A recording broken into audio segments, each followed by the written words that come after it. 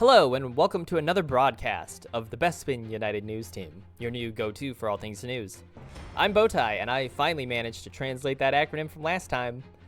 Not funny, Sauce. I thought it was pretty funny. I probably shouldn't put Sauce in charge of another acronym, but let's see what you got this time.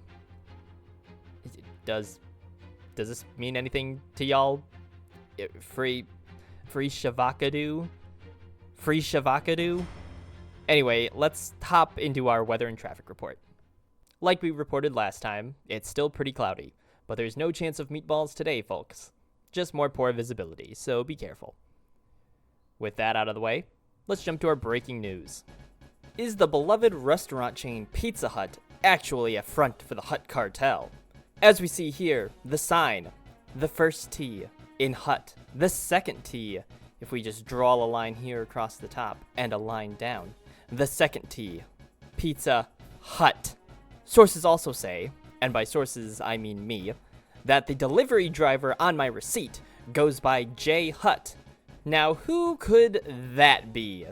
In other news, we have reports and footage of several gatherings and workings in combined effort under former Sith Apprentice Maul, Mandalorians, Pikes, Knights of Ren, all sporting his signature red and black markings. Quite the collective of shadowy individuals, I'd say. Attempted being a Sith Lord, reclaiming Lost Brotherhood. The Mandalorians alone are less a surprise and more of a pattern. If I had a credit for every time the Mandalorians fell behind the Sith, I'd have at least a T-14 hyperdrive generator, just to really revving up those blasters. In my travels searching for news, I have discovered quite the oddity indeed. Deep in the Medell sector lies the gas giant Endor, along with its 9 moons. This particular moon is covered in a lush forest and has its own native wildlife. I'm pretty sure I saw an ocean moon nearby as well. Man, space is weird, innit? We have received numerous reports that there are giant worm things living in asteroids. How do they breathe? I don't know, I didn't write the script. But our cameraman is there to get some footage. Perhaps with these observations we can expand our knowledge of these odd creatures. Oh. Well, never mind. Did anyone else notice how the near-invincible AT-ATs were just taken out of the fight with, effectively, just tow cable? How comical. See, we droids don't lose armor like that.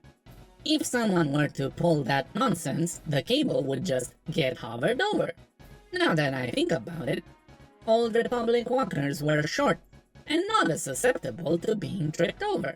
Look, short profile so as not to present a target to everyone in a several kilometer radius. Big cannon for taking out major armored threats. Several small cannons for everything else. And the ability to deploy troops quickly.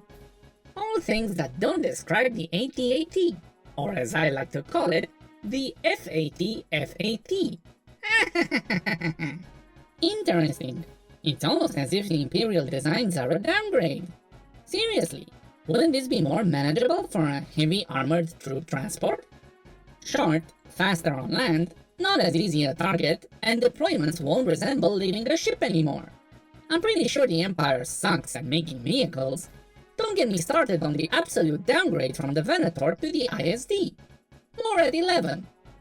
And now for my segment, Conspiracies. Was the Death Star truly an act of terrorism?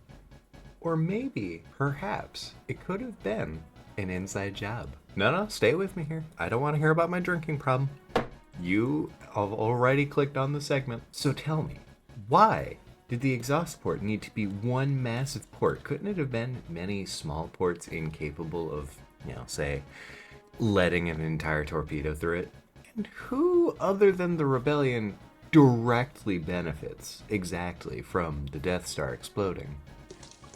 I'll tell you who. The Imperial weapons contractors. See, the problem is, though, is they don't make that much money just building one Death Star. Nah. They know Palp's got all the money, so he's just gonna sit there and say, build me another. I guarantee it.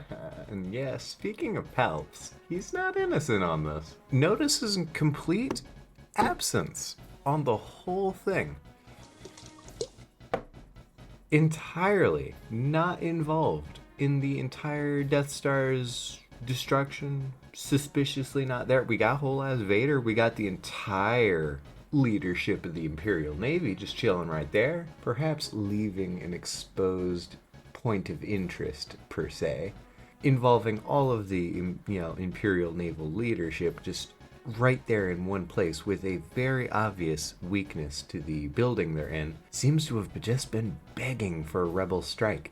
And, I have a feeling Palps didn't like Tarkin. You don't like Tarkin. I don't like Tarkin. Bowtie? Yeah, you don't like Tarkin either. Yeah, no one likes Tarkin. But, most importantly, Palps might not have liked Tarkin either. Perhaps he might have wanted him killed. Yeah. So, let me set the stage here. You gather all of your potential political enemies, people that might challenge you for power. Just put them all in one place. Have a meeting, pretty much saying that the Senate is just gone. Have your enforcer flex on them. Then you leave the most senior ranked one on the station where you left an intentional design flaw. Watch it explode, taking out your biggest opposition that isn't a Dark Force user, allowing you to justify more military action against your other political enemies and taking out one of the biggest rivals to your government. Added benefit, you get to, get your contractor buddies to build you more ships. Yeah, I think I'm onto something with this one. You never know. Anyway, that's the end of this segment. Join me next time about the chemicals in the water that make the Nemoidians straight. We have received numerous reports originating from Tatooine, a world in the Outer Rim. It appears many areas on the planet are experiencing record droughts. Crazy concept, considering it's a desert planet, but regardless, there are still innocent people down there. So, if anyone has excess water, please consider sending it their way. Maybe we can get some off of Kef Beer, that ocean moon we spotted a while back? This just in, we have received reports of what appears to be a rogue force wielder running rampant throughout the galaxy. If you see this man, please stay in your homes. This man is dangerous. From what we've seen, his midichlorian count must rival that of Vader himself. The Force truly is unleashed with this one. Our scanners have picked up multiple Imperial Star Destroyers entering the Bespin system. Wait, why are they here? How do they find us? Sauce, I thought you were sending a message to lure them away. I did. The message said Palpatine sucks big nuts. You see, clearly if he knows we hate him, he'll want to stay away. It's basic logic, Bowtie. Well, clearly he doesn't use the same backwards logic you operate on, Sauce. All right.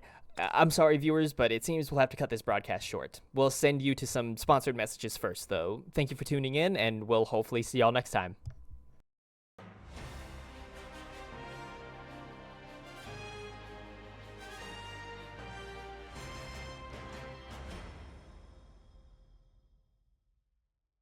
Looking for a nice vacation home under the beautiful twin suns of Tatooine? Need to have a bonding trip with the missus, making sure to leave the kids behind?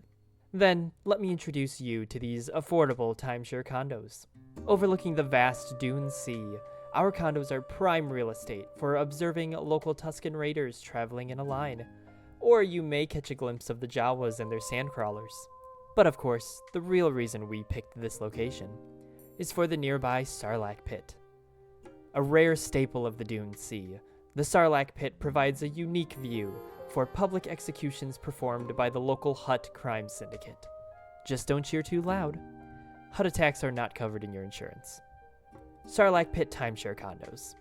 Call 1-555-727-5222.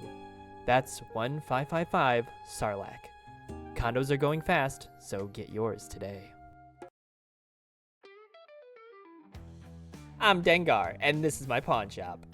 I work here with my old man, who totally isn't me in a costume, and my son, Big Doss, who also totally isn't me in a costume. Everything in here has a story and a price. One thing I've learned after years as a bounty hunter, you never know if you'll be able to afford rent this month. So I started this shop to rake in some extra cash. At my shop, the bills come first and your happiness comes second. Best I can do is $250. But the best part? You never know that you're being scammed. This is Dengar's Pawn Shop. Alright, is everything packed up? Cameraman? Yep. Droid of reliable knowledge? You can just call me Dork. Alright, cool. Let's head out.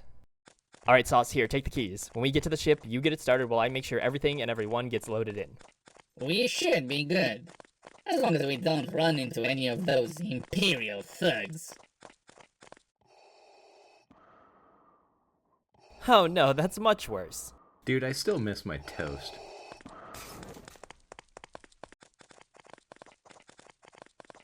Almost there. The ship's right around the corner. Alright. That was a close one. Any idea why Vader didn't, I don't know, smite us or something? No idea. Perhaps he had a more important target, like a rebel, a surviving Jedi, or possibly a scoundrel. Maybe he was just hungry.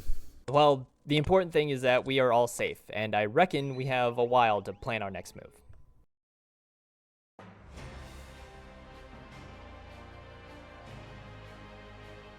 I've come to make an announcement. The Pike Syndicate's a bunch of bitch-ass motherfuckers. They short-circuited my spouse droid. That's right, they took their aquatic fucking scaly dicks out, and they short-circuited my fucking spouse droid, and they said their dicks were this big, and I said, that's disgusting. So I'm making a call-out post on my spacetwitter.com. The Pike Syndicate, you've all got small dicks. It's the size of a Jubba nut, except way smaller. And guess what? Here's what my dong looks like. That's right, baby. Tall points, no scales, no seaweed. Look at that. It looks like 2 balls and a hookah pipe. They fucked my spouse droid, so guess what? I'm gonna fuck Obadiah. That's right. This is what you get. My super laser Death Star piss. Except I'm not gonna piss on Obadiah. I'm gonna go higher. I'm pissing on their moon. How do you like that, Gorak? I pissed on the moon, you idiot. You have 23 parsecs before the piss droplets hit fucking Obadiah. Now get out of my fucking sight before I piss on you two.